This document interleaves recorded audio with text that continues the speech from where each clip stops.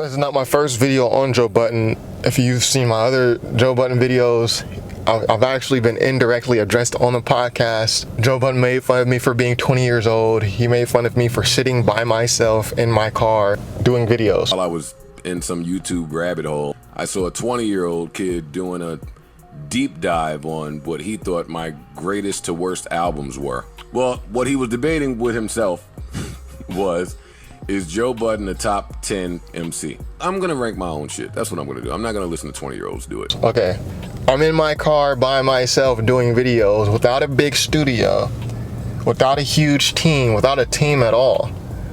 But even some of my videos are getting more views than some of the videos on Joe Budden's YouTube. And I have way less subscribers. Like my channel is small as hell. How is it that some of my videos are getting more than the Girl I Guess podcast, who is posting to a viewership of 900,000 subscribers, and both of y'all are famous people? Like, I'm not a famous person. Like, I'm going in Photoshop and doing all the videos and doing all the edits myself. I'm going in Final Cut Pro. I'm publishing to YouTube. I'm viewing the analytics to see what type of stuff and content I need to do next. So the joke's not on me here. The joke's not on me, okay? Top5rapwebsite.com. You already know what's going on. Today, just wanted to take another look at the Joe Budden Network podcast, whatever it's called now. If you've seen my other videos on this, you kind of know I've been looking at this entire thing as a case study since Joe Budden had left Complex.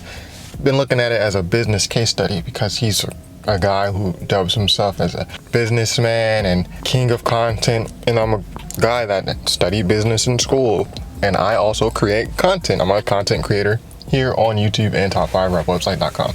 So obviously this has appealed to my interest. So just to jump right into it, and it won't be too long of a video like my Joe Budden Network downfall video, I noticed that Joe Budden podcast has stopped posting on YouTube. I think, you know, if you go watch my Joe Budden downfall video, if you haven't already, I suggest you go watch that because this video is kind of building off of that. It's been a series of questionable business decisions.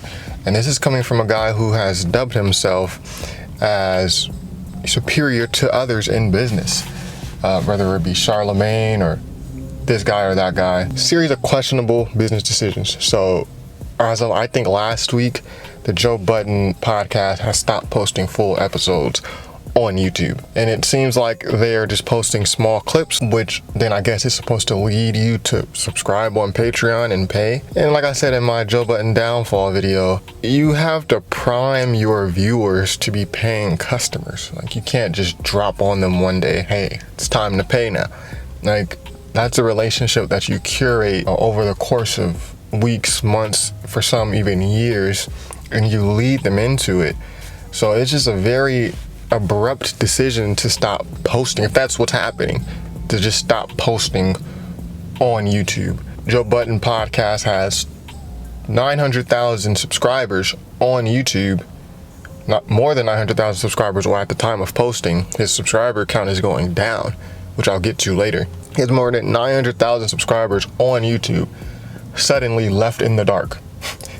Like, to my knowledge, there was no announcement of this. There was no priming of this. And again, I know there are Joe Budden podcast fanatics that watch these videos who will be in the comments saying, you didn't watch minute 57 of episode 213. You don't watch the entire podcast. You're not a real fan. Like, correct, I'm not a real Joe Budden fan or fanatic or anything like that. I like hearing certain topics when they speak about them. So don't confuse me. So yeah, that's 900,000 plus people just completely suddenly left in the dark. Like, hey, no longer posting. And Joe Budden did something similar when he left Spotify. It was the same thing. And again, and I mentioned this in my Joe Budden podcast downfall video. He had all these subscribers on Spotify. He had built them, all these subscribers and all these listeners on Spotify over the course of a year plus, I think it was 2 years, and then suddenly stops posting. Again, you don't have to, I understand that the Joe Budden Network left the deal with Spotify, so he doesn't have to post, but you don't have to have a deal with Spotify to continue posting. Like you want to lead all the people who still listen on Spotify That's a good chunk of people that when you leave the platform, a percentage of them are not going to follow you. Like a chunk of them are there just because you're on Spotify. So he did the same thing. He just stopped posting, and it leaves probably millions of viewers and listeners in the dark. Like, oh, I guess the podcast is over. Not everyone is going to go searching to see what's going on for this. There's a small percentage of people who will do that, who I assume are subscribers on Patreon, also paying subscribers. So a series just of questionable business moves, which leads me to believe that Joe Budden is not the businessman that he touts himself to be. This is a guy who has been screwed over in business many times. So you would assume that he has a lot of lessons learned and a lot of things to implement, but it's just questionable decisions. Now, to go to the subscribers, and I know you all are watching this, like, whoa, where's the new Rory and Mal comparison? Like, there is no comparison. I hope you like the clickbait title. So the subscribers have actually been on the decline. So if you go watch my Downfall of Joe Budden podcast or network video, and you kind of look at the thumbnail that I have in the top of the screen, you can see that video was done in March, and Joe Budden Network had 913,000 subscribers at the time of posting. And I actually did that video not to cover the beef between Rory and Mal. Like, none of my videos are on beef, like, or anything. I don't cover our people personally. Like, I don't cover stuff like that. I cover music, and this one I'm basically covering stats. But you'll see he's at 913,000 subscribers, and the whole reason I even did that video in March was because I noticed that the Joe Budden Network, at the time it was called Joe Budden Network on YouTube, I noticed that they were stuck. Like, the subscriber count was stuck, like at 913. And it was stuck like that since maybe like January. Now, I know you can go find YouTube data online. I don't know how accurate it is. Obviously, the data that they give the creator themselves is most accurate. But you can, I guess, check out the data to vet what I'm saying. In February, they were stuck. I'm like, why are their subscriber count stuck? And they're actively posting. And they have almost 900,000, almost 1 million subscribers, but they're just stuck at this number. And then they posted they have the Kevin Samuels interview, and that shot their subscribers up. So in my head, I'm thinking, okay, that was the push that they needed. So after the Kevin Samuels interview, obviously Kevin Samuels is a popular person on YouTube, shot their subscribers up. But then since then, which has been maybe 2 months, they've completely lost all those subscribers that they gained. The Kevin Samuels interview shot them to like 930,000 subscribers, and but they've lost all of those since then. And now they're even lower than they were 3 months ago. As of posting, the Joe Budden podcast on YouTube is at 910,000 subscribers. So it's been just a constant decrease for a channel that's actively posting, and for people who are popular in the media. So it's just been very interesting to me, and that's why I'm kind of looking at this, and have been looking at this as a case study.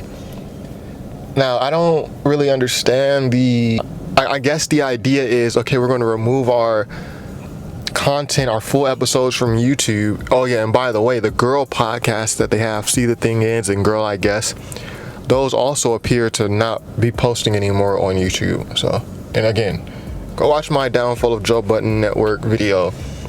I don't even know why those podcasts were a thing. Girl I Guess and See the Thing Is, like, there was no data to suggest that the Joe Budden Network needed 2 all-girl podcasts. So that's 2 separate things. Where's the data to suggest that you need to add 2 more podcasts on top of your podcast that already exists, as opposed to a show, as opposed to a short, or whatever the case may be? There's a million other things you can do content-wise. You guys are the kings of content, right? Podcast is not the only content. And then on top of that, what made you think you needed 2 girl shows? Shows completely based, where all the hosts are women. Where's the content to suggest that? It's certainly not in your gender demographics to suggest that. And then thirdly, all the shows are virtually the same. They're all virtually gossip shows. They're just covering trending topics, current topics. It's like a talk show. All of them covering the same type of stuff. Okay, so that in and of itself was like a questionable business decision. So And in my Downfall of Joe Budden Network video, I said it's going to become very expensive to keep these shows. No one is watching these. Very small viewership when you consider that they're posting on a channel with almost 1 million views. This is a channel with 900,000 subscribers, 900,000, and they aren't even garnering. They're garnering a very small percent of that subscribership. Like Karen Civil could probably go and get the same numbers if she just did the podcast on her own without the Joe Budden Network. But then the Joe Budden Network is providing her the resources, probably the studio, the equipment, the editors. So in my head, just thinking business-wise, it's going to become pretty expensive to keep these shows running when they are not performing. It appears that those shows are no longer posting on YouTube as well. This is not my first video on Joe Budden. If you've seen my other Joe Budden videos, I've actually been indirectly addressed on the podcast. Joe Budden made fun of me for being 20 years old. He made fun of me for sitting by myself in my car doing videos. Okay, I'm in my car by myself doing videos without a big studio, without a huge team, without a team at all. But even some of my videos are getting more views than some of the videos on Joe Budden's YouTube. And I have way less subscribers. Like my channel is small as hell. How is it that some of my videos are getting more than the Girl I Guess podcast, who is posting to a viewership of 900,000 subscribers, and both of y'all are famous people? Like, I'm not a famous person. Like, I'm going in Photoshop and doing all the videos and doing all the edits myself. I'm going in Final Cut Pro. I'm publishing to YouTube. I'm viewing the analytics to see what type of stuff and content I need to do next. So the joke's not on me here. The joke's not on me, okay? So I think there's a bit of embarrassment on Joe Budden's side, because now you've had the debut of the new Rory and Mal podcast, and they've got off to a nice start. Who's to say that they continue this and keep the viewership up that they have? But Rory and Mal have gotten off to a nice start. They had some nice shorts that they used to promote the podcast that they were doing. So again, this is one thing that the Joe Budden Network podcast, I'm not sure what it's called anymore, is one thing that they haven't done. Like, they didn't promote the Girl I Guess podcast. Or see, the thing is, like, even if you go on those girls' shows, you'll see in the comments, like, Joe Budden fans, people who watch Joe Budden's podcast in full, are asking, like, who are these people? Like, he didn't introduce them, he didn't promote them, he kind of just debuted it. The same way he kind of just took the episodes off YouTube, the same way he just took the podcast off Spotify. So it's kind of like a heat check. When you watch the NBA and players do heat checks, like they hit a couple shots, and it's like they just dribble down court next offensive possession and just throw something up to see how hot they are, and if they hit that, it's like, okay, give me the ball every time. It's like a heat check. He did a heat check, but it's like, coming off Spotify, I think he overvalued how much value he was bringing, how many viewers he was bringing, because he was saying he's bringing in 9 figures in viewers or millions of viewers or something like that. Like, the Joe Budden podcast doesn't even get 1 million views on YouTube, so it certainly wasn't he was getting 1 million. Or maybe he was getting 1 million on Spotify, but Spotify is a huge platform that aids you in doing that. It's not like you're just doing it yourself and you built Spotify. Like, no, Spotify is already a thing, bro. Like, and you guys are worked hard. I won't say harmoniously, but you had an effective relationship that benefited you both in some ways. So I don't think he acknowledged how the Spotify relationship benefited him. So when it comes to his own channel and doing it independently, I think he assumed, like, I can just debut these shows, I can do whatever, and they're gonna follow. But I think the Patreon, if the YouTube numbers are like this, who knows what the Patreon numbers are like? I can only assume they're much lower, the subscribers. So I can only assume he doesn't get 900,000 subscribers on Patreon. And this is something that's just thrown on to the audience, like, oh, by the way, we're on Patreon. Oh, by the way, you gotta pay now. It's like you gotta have some rollout, and you got to look at the data to show, like, what's going to work. Now, I know people will say, oh, you're broke, you can't afford $5, to Patreon. Like, bro, I'm not paying $5 to listen to a podcast. Like, unless it's a podcast where I'm getting some valuable info.